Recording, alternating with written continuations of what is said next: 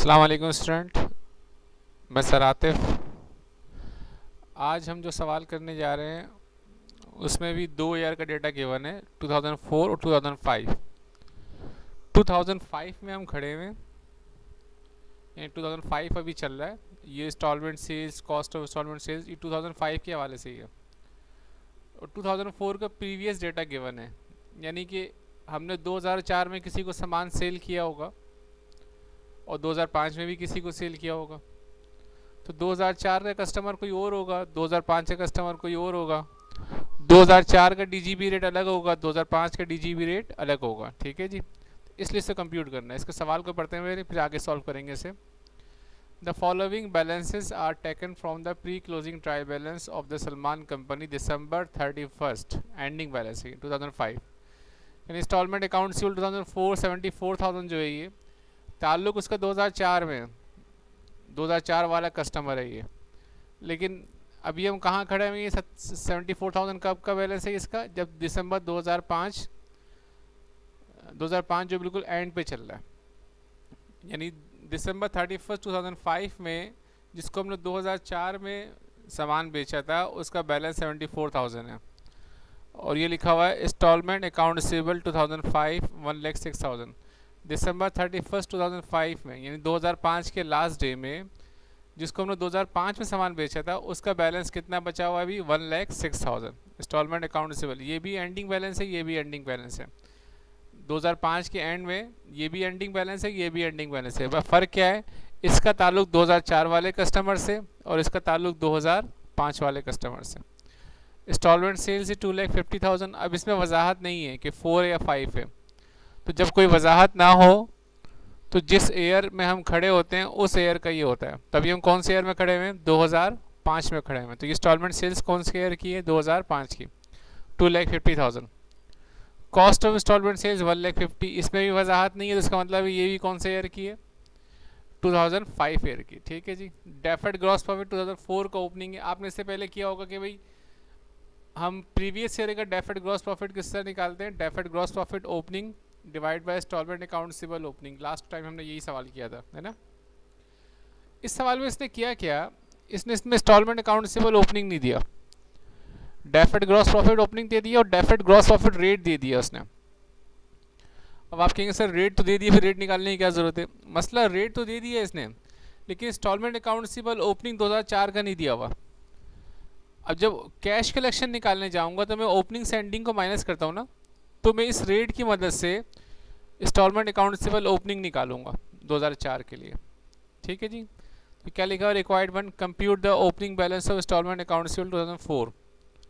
ये निकालना, ये रेट गिवन है भाई। हम क्या करते थे पहले, डेफर्ड ग्रॉस प्रॉफिट को डिवाइड करते थे इंस्टॉलमेंट अकाउंट रिसीवेबल ओपनिंग से, तो ये रेट मिल जाया करता था।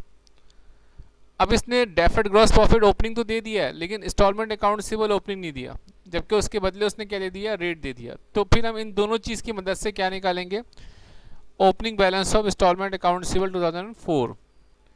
फिर कैश कलेक्शन निकालनी है 2004 2005 की। क्या 2004 वाले कस्टमर की कितनी कलेक्शन हुई है, 2005 वाले कस्टमर की कितनी कलेक्शन हुई, 2005 में ही है कलेक्शन हुई 2005 के ईयर में, लेकिन इसका ताल्लुक किससे, ये 2004 वाले कस्टमर से और ये 2005 वाले कस्टमर से। भाई हमने किसी को फ्रिज बेचा होगा 2004 में, किसी को बेचा होगा 2005 में। अब जिसको 2004 में बेचा था उससे कितने पैसे आए, और जिसको 2005 में बेचा था उससे कितने पैसे आए। फॉर एग्जांपल मैंने तैफूर को बेचा 2004 में और अब्दुल्ला को बेचा 2005 में।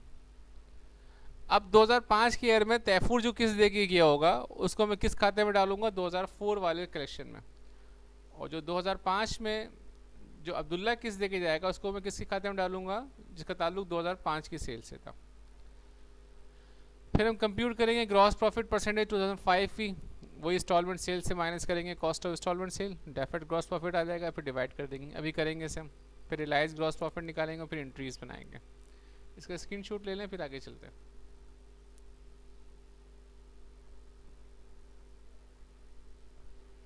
आई होप कि आपने स्क्रीनशॉट ले लिया होगा इसका।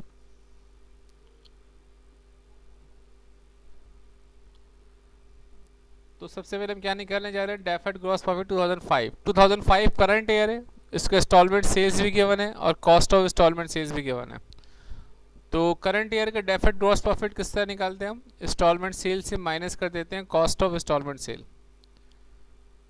तो 2005 के इंस्टॉलमेंट सेल्स कितना है, 2,50,000। देखिए ये गिवन 2005 का 2,50,000 लेस कर देंगे cost of instalment sales 1,50,000 minus किया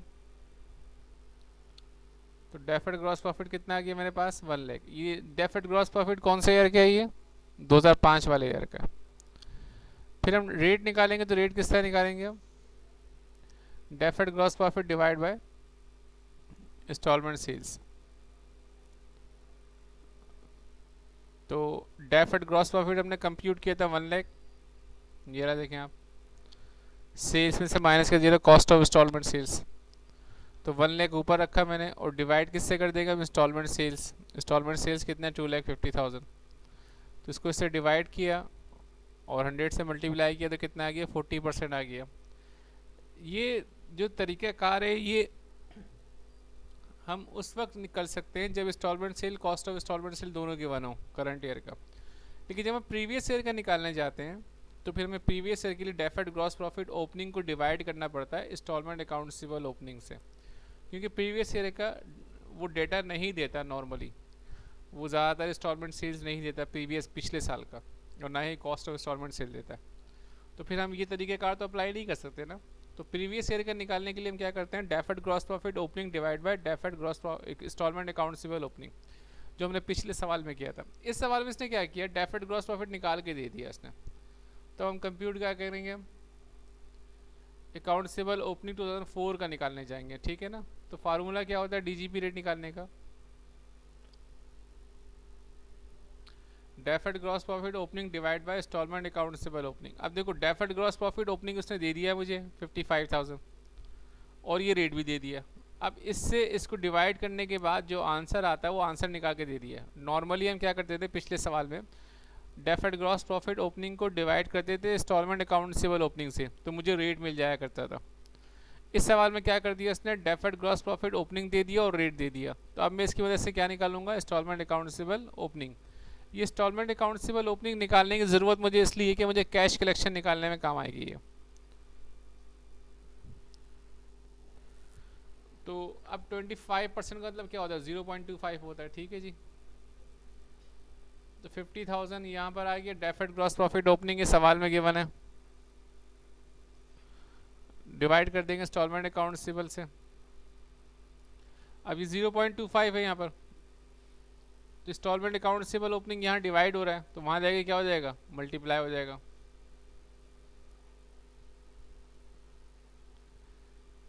ठीक है, बात समझ में आ रही है। देखें 50,000 divide by instalment account receivable opening is equal to 0.25। अब ये इंस्टॉलमेंट अकाउंट रिसीवेबल ओपनिंग यहाँ डिवाइड कर रहा है, तो वहाँ जाएगा क्या करेगा, ये मल्टीप्लाई करेगा। तो 50,000 यहाँ अकेला रह जाएगा, फिर इक्वल टू का साइन आ गया, फिर 0.25 आ गया, और फिर जो इंस्टॉलमेंट अकाउंट रिसीवेबल ओपनिंग यहाँ डिवाइड करा वहाँ जाएगा क्या कर देगा, मल्टीप्लाई। अच्छा अब मुझे निकालना है क्या है, इंस्टॉलमेंट अकाउंट रिसीवेबल ओपनिंग। अब ये 0.25 यहाँ मल्टीप्लाई कर रहा है इससे, तो वहाँ जाके क्या करेगा, ये डिवाइड कर देगा, क्योंकि मुझे ये चीज़ निकालनी है, ठीक है ना। तो 0.25 जो यहाँ मल्टीप्लाई कर रहा है वहाँ जाके क्या कर देगा, डिवाइड। तो 50,000 डिवाइड बाय 0.25 कितना आ गया हमारे पास, instalment account receivable opening 2 lakh आ गया। तो 50,000 को डिवाइड किया 0.25 से, तो कितना आ गया 2 लाख। आई होप कि आपको समझ में बात आ गई होगी। इसका स्क्रीनशॉट ले लें आप, फिर आगे चलते हैं।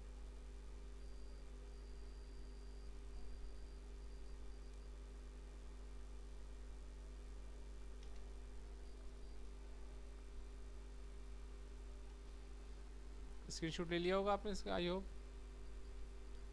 अब हम कैश कलेक्शन निकालने जा रहे हैं। देखो इंस्टॉलमेंट अकाउंट रिसीवेबल ओपनिंग निकालते ही कैश कलेक्शन निकालने के लिए, तो कंपटीशन फॉर कैश कलेक्शन 2005 में जो कैश कलेक्शन हुई है, तो अब इसमें हमने 2005 में सेल कितनी 2,50,000 की थी। सपोज कि जी किसी कस्टमर को हमने 2,50,000 का सामान सेल किया। अब उसका एंडिंग बैलेंस कितना 2005 का, 1,06,000।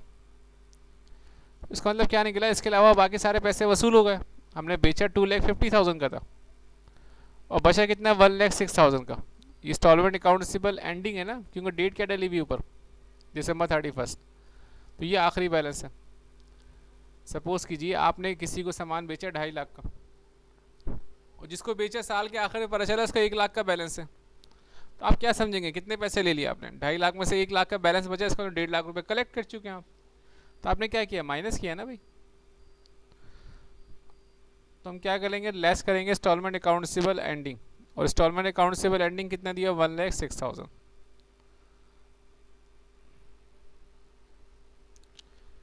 तो कैश कलेक्शन कितनी आ गई? 2,50,000 से माइनस कर दिया 1,06,000।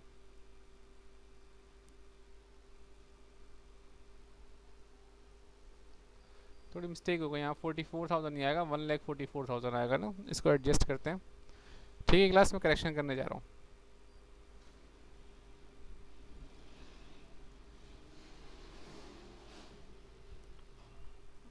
तो ये 1,06,000 है ना,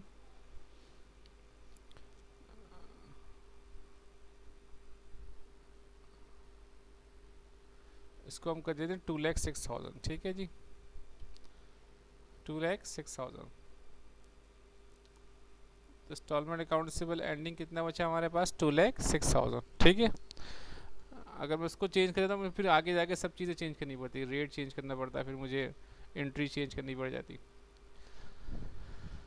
तो हमने सवाल में चेंज ही कर दी इसको, इंस्टॉलमेंट अकाउंट रिसीवेबल एंडिंग को 2,06,000 कर दिया। तो 2,50,000 का सेल की, तो 2,06,000 ये इसका एंडिंग बैलेंस है।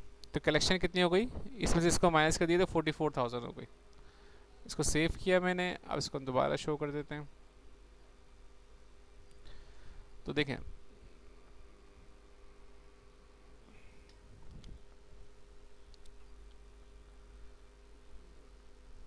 इंस्टॉलमेंट सेल्स 2,50,000, लेस कर दिया हमने क्या? Instalment account receivable ending 2,06,000। मुझे कैश कलेक्शन निकालने के लिए क्या करना पड़ेगा? एंडिंग बैलेंस को माइनस करना पड़ेगा। आपने किसी को सामान सेल किया 2,50,000, और साल के आखिर में उसका बैलेंस है 2 लाख रुपए का, तो कितनी कलेक्शन हो गई? 50,000 की कलेक्शन हो गई ना। सपोज करें आपने 250 का लोड करवाया, और शाम में चेक करने में पता चलता है कि 2 लाख रुपए का 200 का बैलेंस बाकी है, तो आपने कितने खर्च कर दिए? 50,000 खर्च कर दिए। तो आपने माइनस कर दिया एंडिंग बैलेंस को, तो आपको क्या मिल गया? कैश कलेक्शन 2005 वाले कस्टमर की 44,000। इसी तरह निकालेंगे कैश कलेक्शन 2004 वाले कस्टमर की। अच्छा, उसका तो आपको पता है कि इंस्टॉलमेंट सेल्स गिवन नहीं है, तो हम क्या करेंगे? Instalment account receivable opening compute किया था हमने, उसको ले लेंगे। इंस्टॉलमेंट अकाउंट रिसीवेबल ओपनिंग से माइनस कर देंगे इंस्टॉलमेंट अकाउंट रिसीवेबल एंडिंग।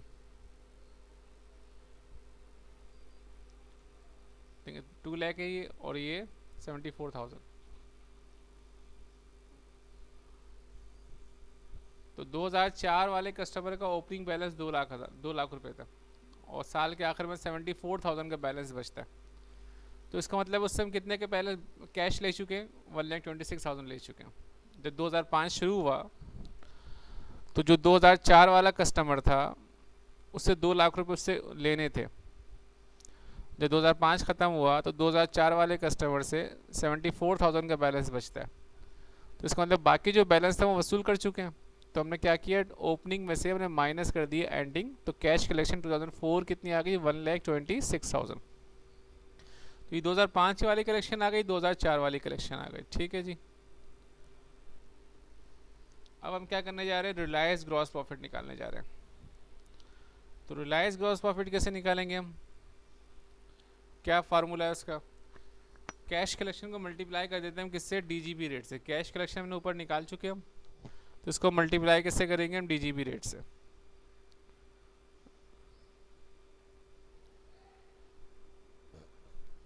और 2005 वाले कस्टमर की जो कैश कलेक्शन 44,000 हुई है, और 2005 का रेट कितना था? 40% था।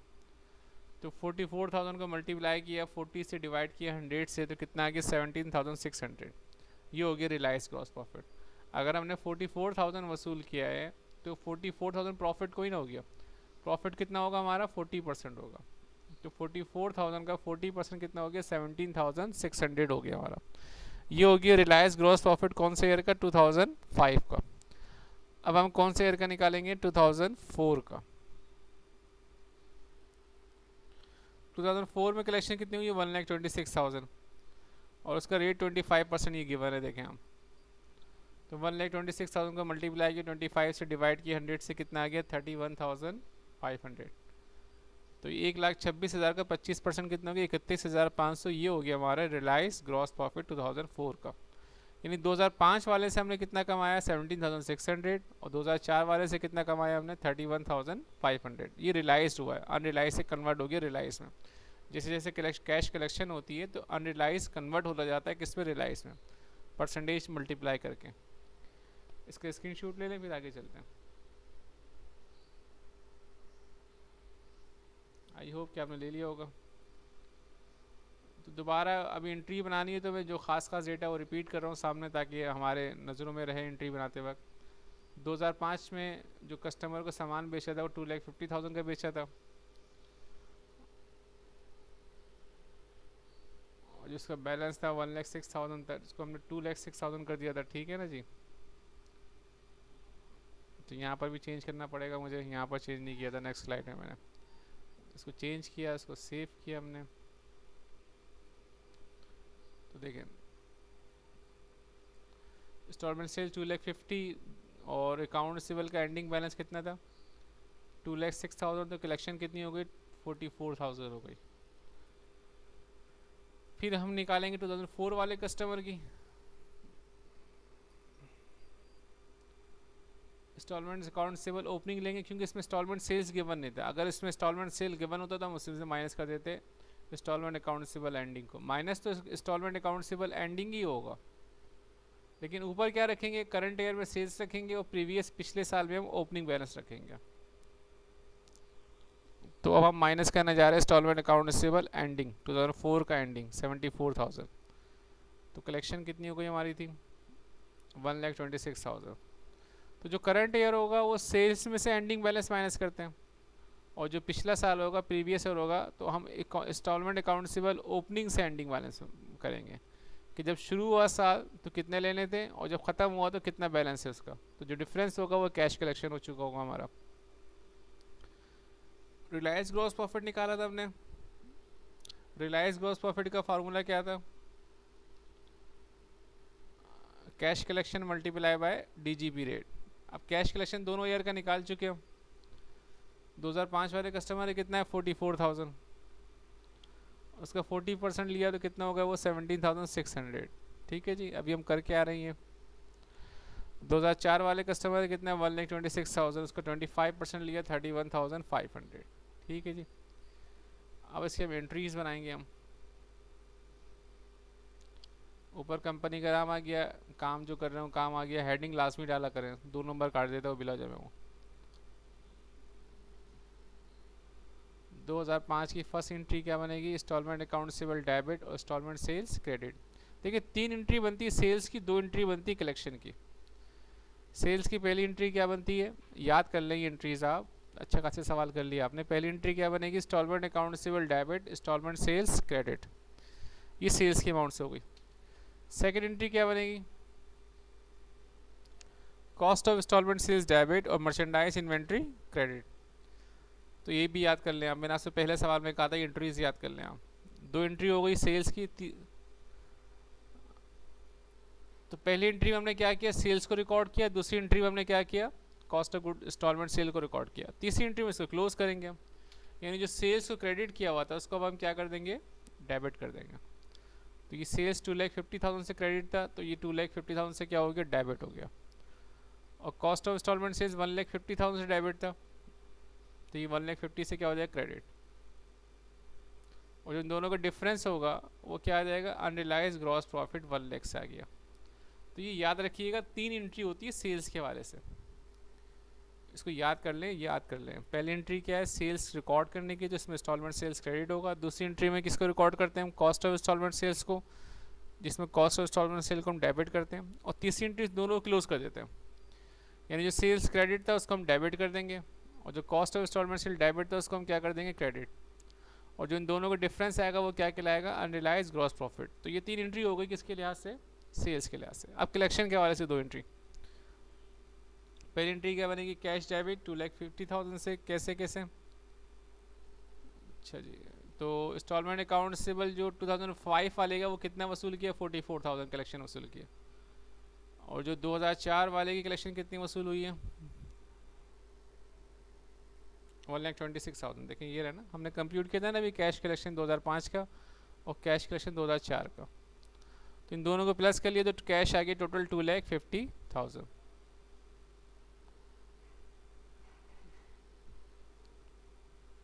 ये 1,50,000 हो गया ना, ये तो इसको करेक्ट करने जा रहा हूँ मैं, 1,50,000। ठीक है जी, सेव कर दिया इसको मैंने, 1,50,000 कर दिया। बल्कि इसकी अमाउंट कितनी होगी, 1,26,000 है ना, ये 1,26,000 प्लस 44,000, 1,70,000 बन जाएगा। इसको 1,70,000 किया मैंने, सेव किया इसको मैंने। तो पहली एंट्री हमने सेल्स की बनाई थी, जिसमें सेल्स को क्रेडिट किया था। दूसरी एंट्री में कॉस्ट ऑफ इंस्टॉलमेंट सेल को डेबिट किया था। और तीसरी एंट्री हमने क्या किया, क्लोज किया था, सेल्स को डेबिट किया था हमने और कॉस्ट ऑफ इंस्टॉलमेंट सेल को हमने क्या कर दिया था, क्रेडिट कर दिया था।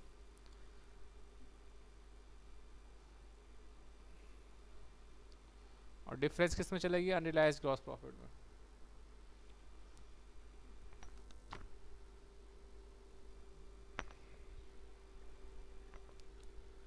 फिर कैश 1,70,000 कैसे आया भाई, 44,000 तो हो गया 2005 वाले कैश कलेक्शन। 2005 वाले से कितने वसूल हुआ, 44,000। और 2006 वाले से, 4 वाले से कितने वसूल हुआ हमने, 1,26,000। तो इन दोनों को प्लस किया तो टोटल कैश कितना आ गया, 1,70,000। देखो दोनों ईयर का अलग अलग रिकॉर्ड रखना, क्योंकि ये एक अलग कस्टमर है, ये एक अलग कस्टमर है। इसका डीजीबी रेट अलग है, इसका डीजीबी रेट अलग है, इसलिए अलग अलग रिकॉर्ड होगा ये।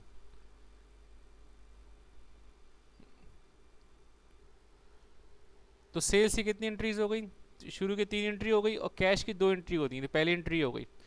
दूसरी एंट्री में कैश कलेक्शन की क्या एंट्री बनेगी, अनरियलाइज्ड ग्रॉस प्रॉफिट डेबिट होगा 70,600 का। और अनरियलाइज्ड ग्रॉस प्रॉफिट 2005 का 4 का कितना आ जाएगा, 31,500। 5 का हो जाएगा ये,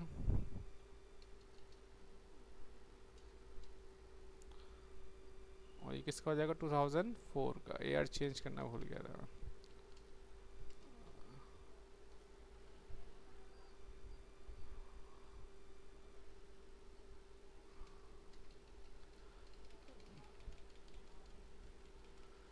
तो कलेक्शन की एंट्री बन गई थी हमारी, ठीक है जी। अब हम पांचवी एंट्री बनाएंगे किसकी, अनरियलाइज्ड ग्रॉस प्रॉफिट डेबिट और रियलाइज्ड ग्रॉस प्रॉफिट क्रेडिट। तो 2005 वाले से कितना रियलाइज हुआ, 17,600, ठीक है ना। और 2004 वाले से कितना रियलाइज हुआ, 31,500। ये हम कंप्यूट कर चुके थे यहाँ पर। तो दोनों रियलाइज कन्वर्ट हो जाएगा किसमें, रियलाइज ग्रॉस प्रॉफिट में, 49,100। तो याद रखिएगा, अनरियलाइज ग्रॉस प्रॉफिट 2005 का अलग से शो करेंगे या 4 का अलग शो करेंगे। बार बार मैं कह रहा हूँ, क्यों, क्योंकि कस्टमर अलग है और डीजीबी रेट अलग है। सबसे खास बात, डीजीबी रेट अलग है, डेफर्ड ग्रॉस प्रॉफिट रेट अलग है, इसलिए अलग अलग शो करते हैं। और आखिरी एंट्री में क्या करते हैं हम, जगह नहीं तो मैं यहाँ बनाइए, रियलाइज ग्रॉस प्रॉफिट डेबिट और profit and loss account credit. ठीक है जी, इसका स्क्रीनशॉट ले लें।